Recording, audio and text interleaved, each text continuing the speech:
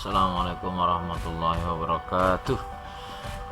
Pada kali ini Bapak akan menjelaskan program linier, yaitu menentukan nilai optimum. Bentuk umum dari fungsi tersebut adalah f atau fungsi x, y sama dengan ax plus by. Nah, fungsi f, x, y ini kadang dilambangkan dengan huruf z. Suatu fungsi yang akan dioptimumkan, yang dimaksud dengan optimum itu nilai itu bisa maksimum atau minimum. Fungsi ini disebut fungsi objektif. Untuk menentukan nilai optimum fungsi objektif ini, kalian dapat menggunakan dua metode, yaitu metode uji titik pojok dan metode garis lidik atau perbandingan. Biasanya pengembangan dari metode garis lidik itu perbandingan ya. Nah, untuk garis lidik ini ada beberapa kelemahan ketika kalian menggunakan garis lidik. Nah, garisnya itu tidak lurus atau titiknya pada bagian-bagian garis yang ada kalian tidak sesuai atau tidak beraturan.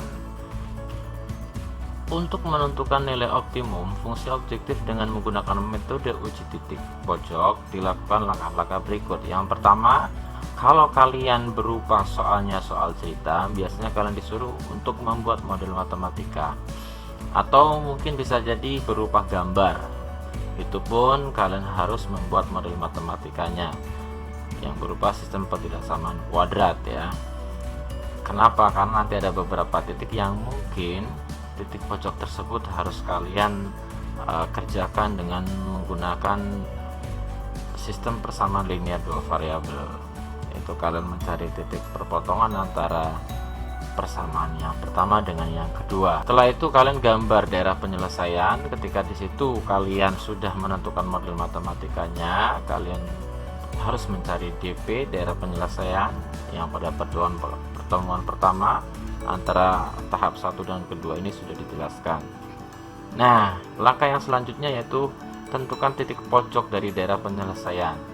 Setelah itu substitusikan koordinat setiap titik pojok itu ke dalam fungsi objektif. Dari hasil substitusi yang sudah dikalkulasi, kalian bandingkan ya hasil-hasil yang sudah disubstitusi, maka nanti akan membentuk sebuah nilai mana yang paling besar dan ada juga mana yang nilai yang paling kecil. Jika nilai yang terbesar itu menunjukkan nilai maksimum dan nilai yang terkecil menunjukkan nilai minimum. Oke. Di sini ada beberapa contoh soal yang saya akan contohkan tipe-tipe dalam soal mencari nilai optimum. Yang pertama yaitu soal cerita.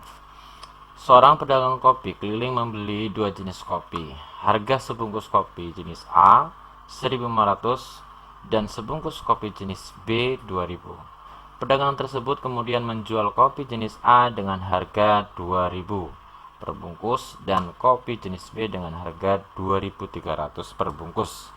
Jika pedagang kopi tersebut mempunyai modal 90.000 dan gerobak dagangnya hanya cukup memuat 50 bungkus kopi, maka keuntungan maksimum yang dapat diperoleh oleh pedagang kopi tersebut adalah, di sini dimisalkan X merupakan banyaknya kopi jenis A, Y banyaknya kopi jenis B, maka akan kalian dapatkan beberapa model persamaan atau model matematika atau sistem pertidaksamaan linier.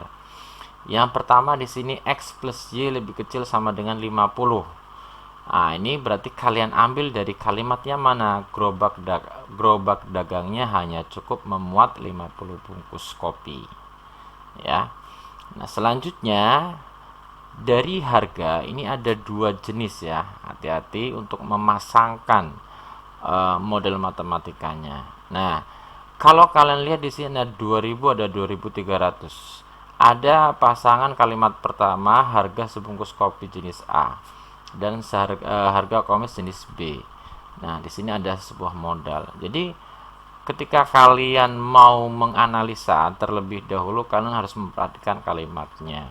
Jangan sampai nanti pasangannya adalah keuntungan harga. Kenapa? Karena nanti kalau misalnya langkah pertama membuat model matematika ini salah, maka langkah selanjutnya kalian akan salah juga. Di sini kalau misalnya kalian perbandingan dengan modal, berarti kalian harus membandingkannya dengan harga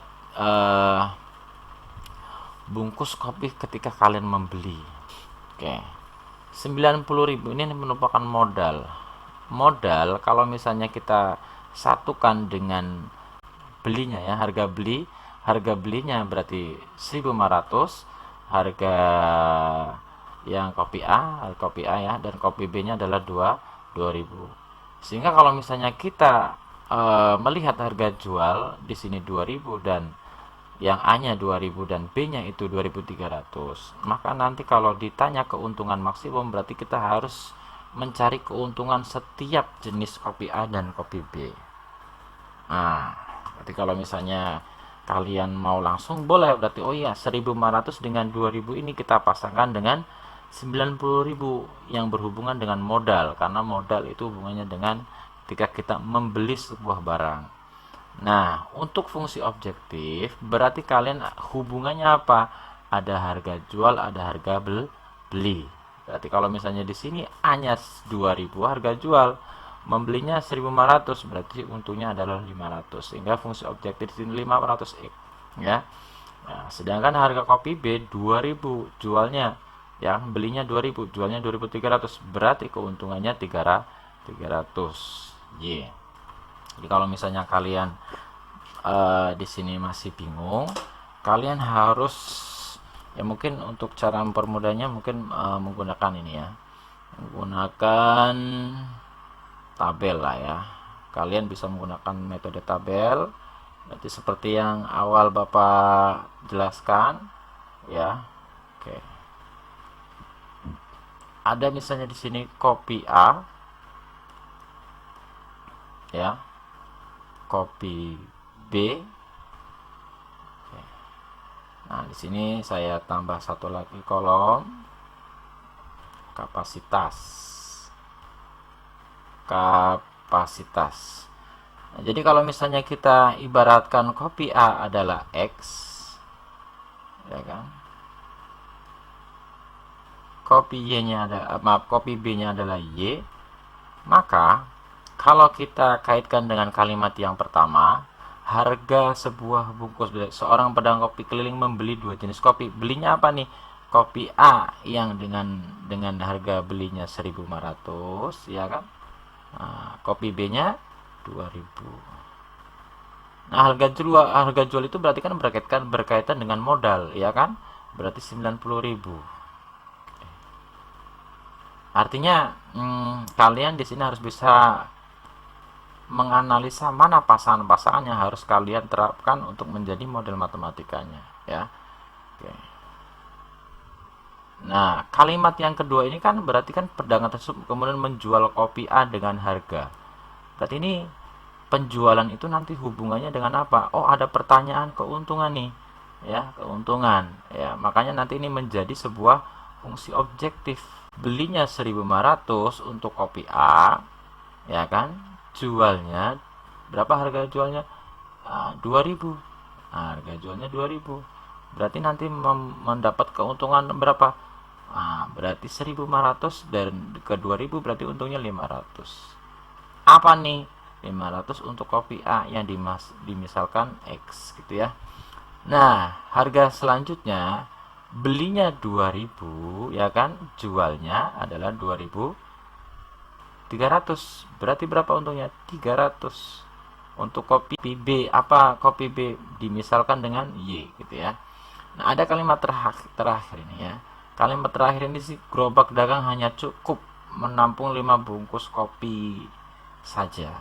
Berarti ada kopi A ya kan, dan kopi Y digabung itu hanya 50 bungkus. Nah, ini setiap kalimat pun harus kalian analisa dengan baik ya. Karena hanya menampung 50, maka gerobak di sini X plus Y pakainya tandanya adalah lebih kecil dari sama dengan. Jadi saya ibaratkan logikanya gini.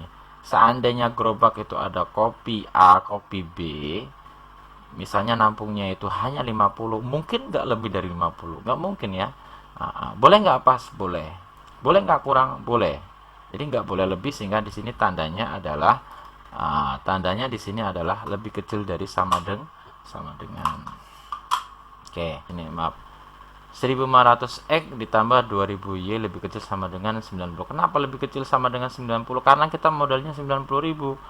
Kalau misalnya kita lebih dari 90, kan modalnya 90, jadi nggak bisa lebih. Kurang boleh nggak boleh, pas boleh nggak, kan untuk kopi A dan kopi B boleh-boleh saja. Iya, tapi nggak boleh lebih. Kenapa? Karena di sini hanya modalnya cuma 90, sehingga tandanya lebih kecil dari. Nah, adapun yang terakhir, X lebih besar sama dengan 0 dan Y lebih besar sama dengan 0, ini syarat mutlak. Artinya apa? Nanti gambar yang digambarkan pada fungsi yang ada, ya, berarti nanti berada di mana? Berada di kuadran 1. Ya. X lebih besar sama dengan 0 itu berarti di mana? Ya, menandakan di Y0 vertikal ke kanan. Ya kan? X lebih besar sama dengan 0. Y lebih besar sama dengan 0 berarti menandakan apa? Sumbu Y0 vertikal ke sumbu X berhimpit, kebetulan ya, kalau Y lebih besar 0, X lebih besar 0, ya kan? Berhimpit dengan sumbu X berarti ke atas. Artinya nanti menandakan DP penyelesaiannya berada di kuadran 1. Nggak boleh di kuadran 4, di kuadran 2, atau bahkan di kuadran 3. Gitu ya. Oke, sesuai dengan gambar. Jadi kalau misalnya kalian perhatikan di sini, X plus Y lebih kecil sama dengan 50, berarti gambar yang mana? Oke, yang ini ya. 50 dengan 50 garis, misalnya saya taruh di sini. Karena persamaan pertama, saya tulis di sini, ini garis pertama. Ya, lurus. Ini garis kedua, yaitu yang menandakan 3X plus 4Y lebih kecil sama dengan 180. Kalau misalnya kalian bingung, ini di sini dicoret-coret saja ya. Nah, ini disederhanakan nih maksudnya ya. 0 ambil 2, ya kan? Nah, dibagi dengan berapa semua persamaan ini? Dibagi dengan 5. Ya, dibagi dengan 5. Nah, 15 bagi 5 3, 20 bagi 5 4, 900 dibagi 5 180. Oke. Nah, metode untuk mencari titik potong sumbu Y kenapa 45 sama persis seperti penjelasan waktu pertama ya, kenapa 60. Ya kan, ketika kalian mau mencari titik potong sumbu X, misalnya di sini kenapa 60, berarti kalian caranya gimana? Untuk mencari X berarti di sini X-nya, Y-nya diabaikan. Abaikan, ya kan? 3 kali berapa biar hasilnya 180? Oh, 3 kali 60 berarti X-nya 60. Nah, selanjutnya untuk mencari titik potong sumbu Y, ya kan? Di sini sumbu Y. Berarti kalian abaikan lagi nih. Ya kan? X-nya abaikan, berarti 4 kali berapa biar hasilnya 4 kali berapa biasanya 180? Oh, 45. Jadi kalau bisa kalian membuat titik potong ini menggunakan tabel juga gitu ya. Jadi nanti biar kalian terbiasa mengerjakan beberapa titik potong atau bisa menggambarnya. Misalnya gini ya. Kalau yang ini mungkin gampang lah ya. Kalau yang ini, oke, ada X, ada Y, ya kan? Nah, di sini ketika X-nya 0, Y-nya 50. Ketika Y-nya 0, X-nya 50 ya. Nah, yang ini yang di bawah berarti kalian sebelum mencari titik potongnya harus membuat seperti ini dulu ya. Oke. X, Y. Ketika Y-nya 0, berarti X-nya berapa? Oh, berarti 3 kali 60 sama dengan. Ketika Y-nya 0, ya kan? Nah, di sini berarti kalian 4 kali berapa biar hasilnya 180? Oh, 45. Oke. 45, sehingga terbentuklah titik potong X-nya di 60, Y-nya di 45. Karena tandanya lebih kecil sama dengan, lebih besar sama dengan, ya kan? maka di sini kalian peroleh daerah yang kalian ambil. Misalnya di sini kita pakai 0 ya kan. Misalnya di sini kenapa di bawah? Ya karena dua asiran, dua persamaan ini DP-nya di bawah gitu ya. Misalnya di sini kita ambil X plus Y lebih kecil sama dengan 50. Saya ambil daerah 0,0 ya, seperti kemarin ya kan. Nah, kalau di sini 0, 0 ditambah 0, 0 lebih besar 50 ya. Nah, bener nggak nih? Oh, bener. Berarti daerahnya di bawah garis yang ini, nomor 1 ya kan.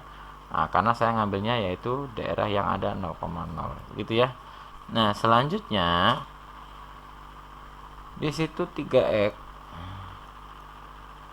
ditambah 4y lebih kecil sama dengan 180. Kalau saya ambil titik 0,0 yaitu daerah mana? Daerah di bawah garis ya kan? Di bawah garis 0 ya kan, lebih kecil sama dengan 180. Oh benar, berarti daerahnya yang di bawah. Kalau salah berarti yang di atas. Sehingga irisan dari dua ini namanya garis, maka terjadilah DP di sini ya. Nah, harusnya gambar sebelumnya seperti ini kan. 45 dengan 60, 50 dengan 50. Ke bawah semua nih, ya kan? Nah, ke bawah semua. Sehingga nanti yang kalian asir adalah yang ini ya. Seperti pada gambar. Gitu ya. Oke.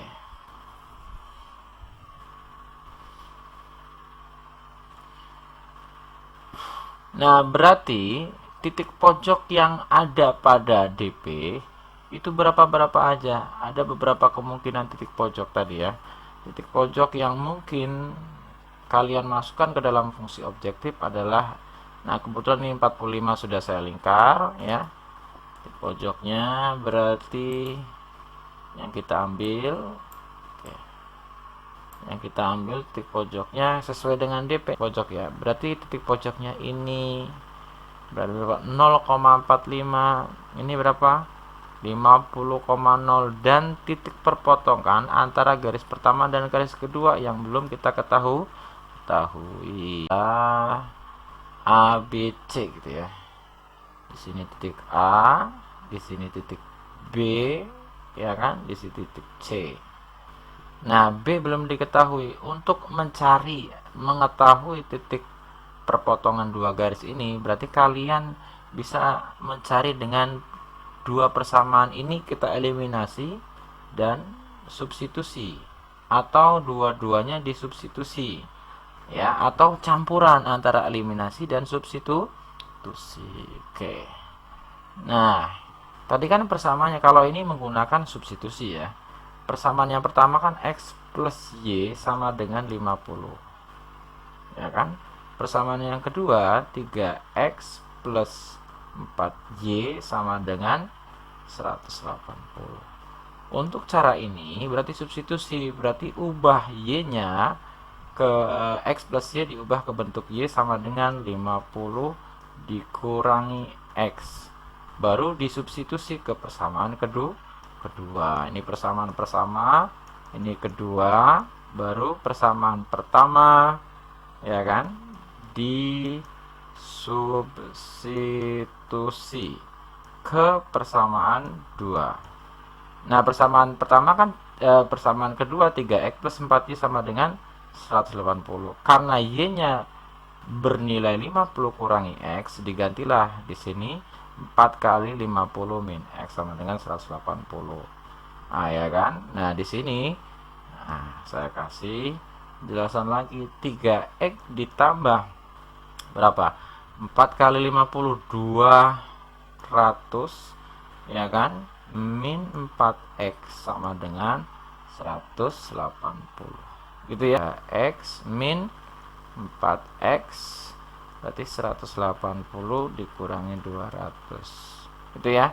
Nah, ini baru min X sama dengan min 20, sehingga nilai X nya adalah 20 gitu ya. Karena Y sama dengan 50 dikurangi X, 50 kurangi 20 sehingga Y nya 30. Jadi titik potong kedua garisnya adalah yang B yang saya maksud tadi, berarti berapa? 20,30. Berarti kalau saya tandakan yang tadi di sini A-nya 50,0, B-nya 20,30, C-nya 0,45. Oke ya, di sini bisa kalian lihat A, B, C ya, sesuai ya.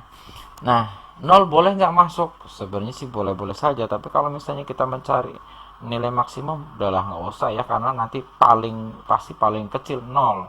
Karena di sini nilainya maksimum, kita ambil perwakilan A, B, C saja. Fungsi objektifnya yaitu x, y sama dengan 500x ditambah 300y. Jadi di sini 50,0 masukin sesuai dengan fungsinya, x-nya 50, y-nya 0 ya kan. Berarti 500 di sini x-nya ganti dengan 50 ya kan. Berarti 500 kali 50 ditambah 0, 25.000. Nah, kebetulan ini nilai maksimumnya karena udah ketahuan ya. Nah, 500 kali 20 berarti, nah di sini kalian kalkulasi, oh iya 10.000 ditambah 30 kali 300 kali 30 berarti 900 gitu ya. Saya tambahkan 10.000 ditambah 9.000 gitu ya. Nah, sehingga hasilnya 19.000. Oke, yang terakhir, kenapa ini 0? Karena 500 kali 0, 0 gitu aja langsung. Di sini juga langsung 0. Ditambah 300 kali 45 sama dengan 13.500 gitu ya. Tambah 0 kan tetap 13.500. Nah, kalau yang ditanya minimum berarti yang mana? 13.500. Karena ditanya maksimum berarti hasilnya di sini paling besar 25.000.